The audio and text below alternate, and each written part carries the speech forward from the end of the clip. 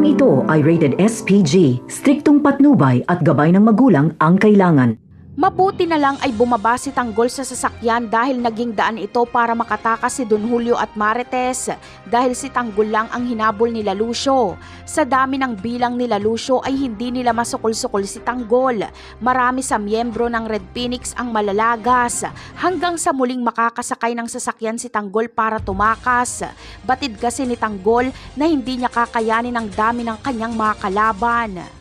Ngunit hindi tatantanan nila Lucio si Tanggol. Bukod sa habulin nila ito ay mahaharang pa nila si Tanggol sa gitna ng tulay. Kaya wala nang magagawa si Tanggol kundi ipatihulog na lang ang kanyang sasakyan sa tulay.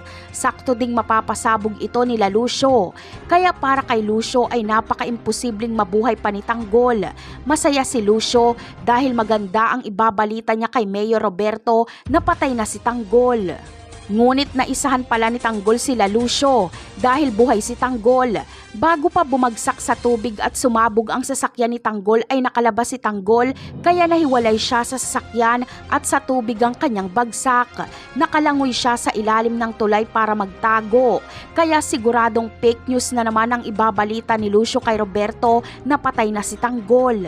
Sa ibang eksena naman ay napakalakas ng puwersa nila Ramon na sumugod sa bahay ng mga gerero. Bukod sa mga tauhan ni Ramon ay kasama din ang mga kaibigan ni Tanggol. Ang layunin kasi ni Ramon ay ubusin ang mga gerero bilang ganti. Dahil iniisip ni Ramon na patay na si Tanggol kaya galit na galit siya. Unang tutumba sa mga gerero ay si Miguelito. Napakarami pa nating dapat abangan sa mga susunod na episode. Paalam!